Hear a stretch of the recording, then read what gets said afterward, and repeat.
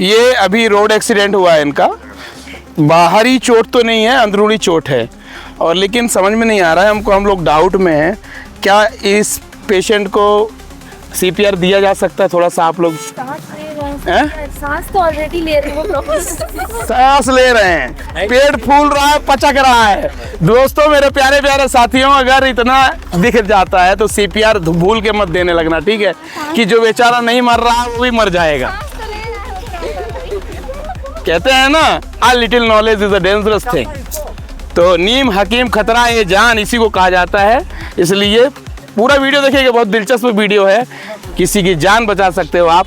एक विश्वास, एक आशा के साथ अगर आप काम शुरू करते हो, निश्चित तौर पर जो अपना हार्ट है वो कुछ देर के लिए काम करना बंद कर दे रहा है, ठीक है ना। उस दौरान हम क्या कर सकते हैं? दो चीज़ें देखनी है कि उस पेशेंट के साथ में हुआ क्या है।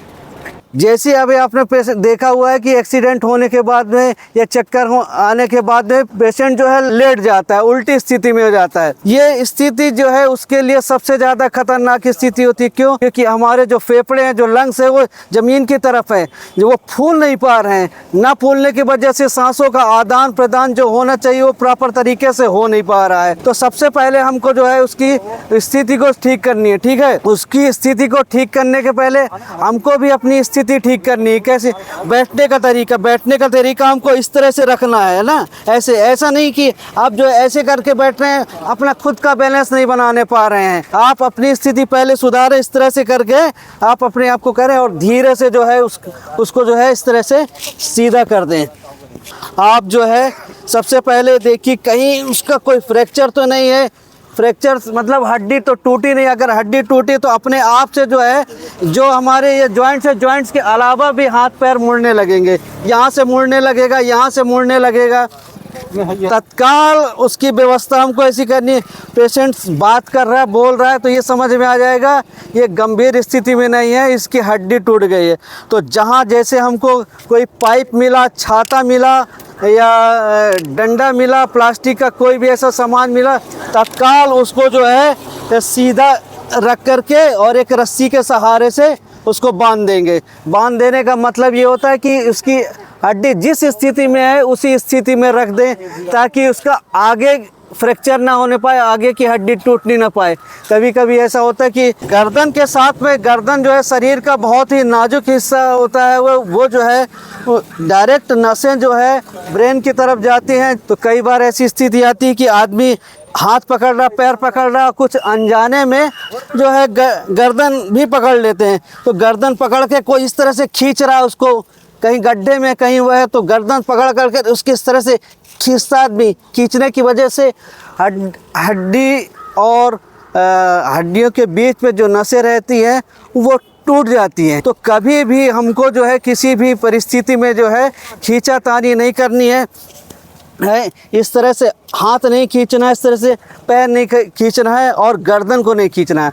जब भी गर्दन पे ऐसी ज़रूरत पड़े तो गर्दन पे तो 4-5 में जो एक व्यक्ति रहता है उसका केवल और केवल काम होना चाहिए क्या, गर्दन को इस तरह से सपोर्ट करने का।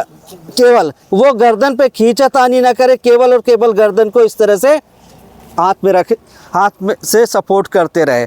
और अपनी खुद की स्थिति भी उसको इसी तरह से रखनी है कि बैठने का तरीका यही हो, इस तरह से बैठ करके आराम से जो है उसको सपोर्ट देना। जहाँ तक हो सके उसको पूरे एम्बुलेंस तक जो है उसको सपोर्ट में ही रखना है। और जैसे पहले भी मैंने आपको बताया कि हाथ और पैर को जो है जिस स्थिति में है उसी स्थिति में रख करके सपोर्ट लगा देना है। दूसरी चीज़ जो गंभीर समस्या आ जाती है वो ये आ जाती है कि ब्लीडिंग की, रक्तस्राव की। ज़रूरत से ज़्यादा शरीर से अगर ब्लड निकल गया, खून निकल गया, तो वहीं पर चांसेस होती है या तो मृत्यु हो जाएगी तत्काल, या हॉस्पिटल पहुंचने के पहले 15 मिनट में ही उसकी हो जाती है।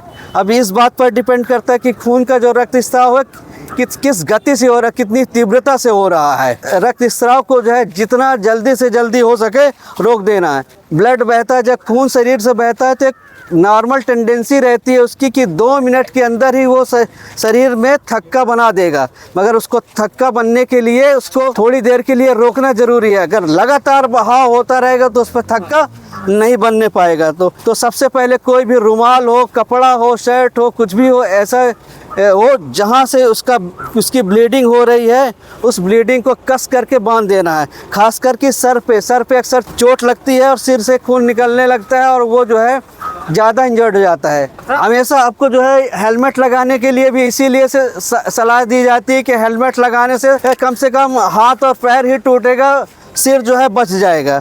तो तुरंत उसको जो है ब्लीडिंग रोक देनी है। खून का थक्का जो है इस पर ऐसा करना है कि 2 मिनट के अंदर खून का थक्का बन जाए, अंदर से ही रक्त स्राव जो है धीरे धीरे होना बंद हो जाए, तो हम उसको जो है से बचा सकते हैं। एक्सीडेंट होने के पहले भी ही आदमी को हार्ट अटैक आ जाता है, कार्डियक अरेस्ट आ जाता है अचानक से गाड़ी चलाते चलाते, या कभी कभी ये भी देखने में आया कि एक्सीडेंट की वजह से उसकी धड़कनें बढ़ जाती हैं और जो है उसको कार्डियक अरेस्ट होने के चांसेस होती हैं।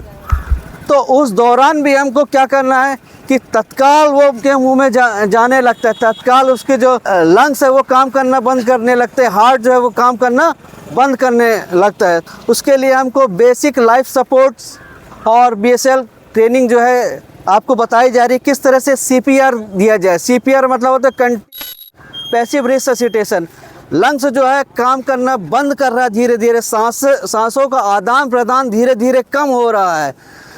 तो उस दौरान हमको तुरंत उसको जो है बाहर से प्रेशर दे करके उसके फेफड़ों को, उसके हार्ट को जो है पंप करना है, पंप करवाना है, ताकि खून का अंदर ही अंदर जो रक्त स्राव हो रहा वो अच्छी तरह से होता रहे। पल्स देखती, पल्स जो है मतलब नफ्स या साधारण बस जो है नस कह देते हैं, नस इसकी चल रही, नाड़ी चल रही है कि नहीं, है ना। तो सबसे पहले हम उसके हाथ की जो है अपने हाथ की ये 3 उंगलियों को इस्तेमाल करेंगे ना, ये वाली और ये वाली में धीरे से दबाव देंगे और इस पे जो है टच करेंगे। टच करने के साथ में ही जो है एक अंदर से पल्स धड़कन सी महसूस होती है सामान्य व्यक्ति में। जिनके साथ में ये कार्डियक अरेस्ट होता है या हार्ट फेल होने लगता है, उसमें ये जो है हल्की हल्की बढ़ने लगती है, बंद होती है, रुक जाती है, ऐसी स्थिति ऐसी आती।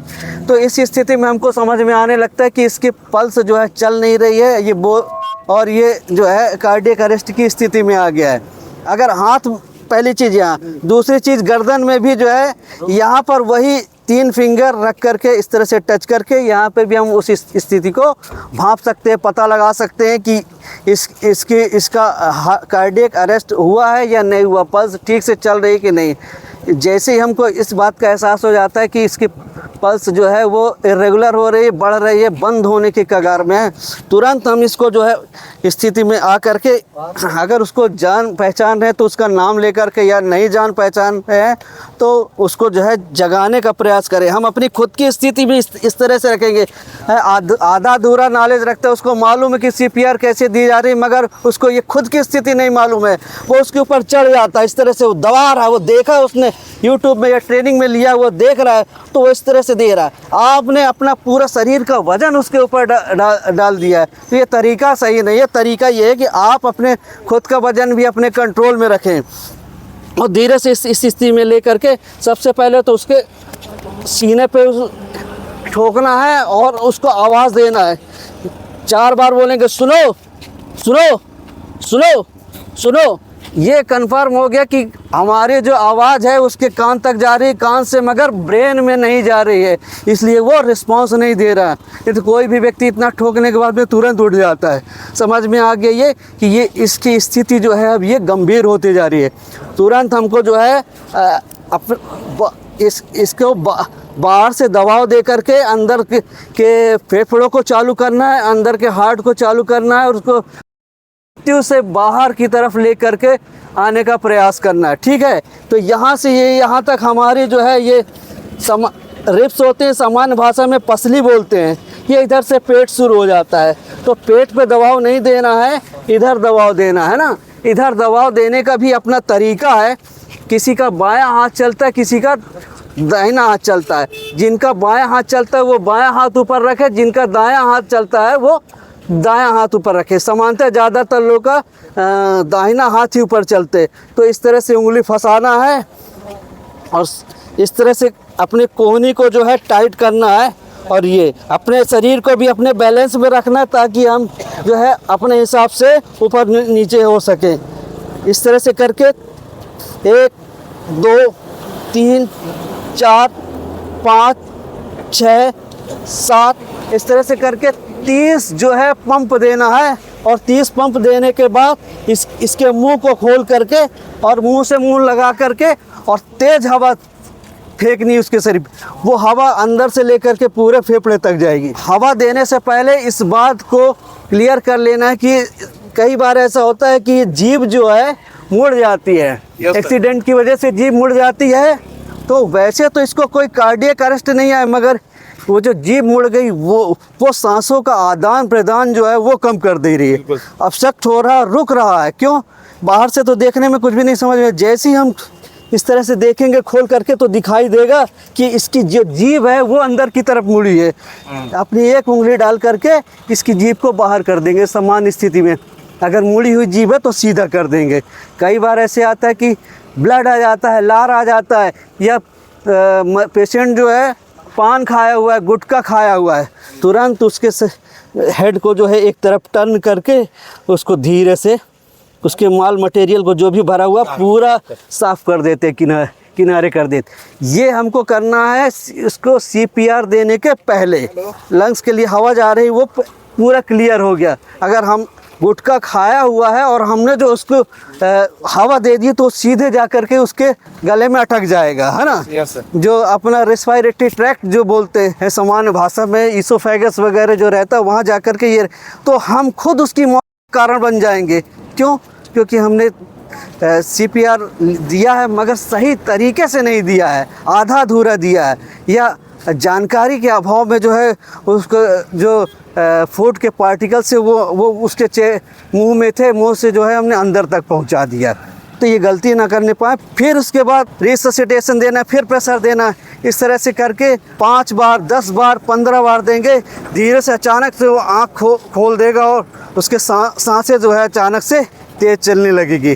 जब तेज़ चलने लगी तो हमारे भी मन में इस बात का एहसास होगा कि आज मेडिकल स्टाफ यहाँ पे नहीं था, फिर भी हम जो है एक देवदूत बन कर के आए और उसको जो है मुंह से निकाल लिए। Thank you so much sir. ऐसा अगर कोई सड़क दुर्घटना होती है जिसमें आपको स्पष्ट समझ में आ रहा है कि बाहरी चोट नहीं है, अंदरूनी चोट है, सामने वाला होश में नहीं है, आप चेक कर सकते हैं। अगर आपको नाड़ी भी नहीं समझ में आ रही, पल्स भी नहीं समझ में आ रही है, तब CPR देना है।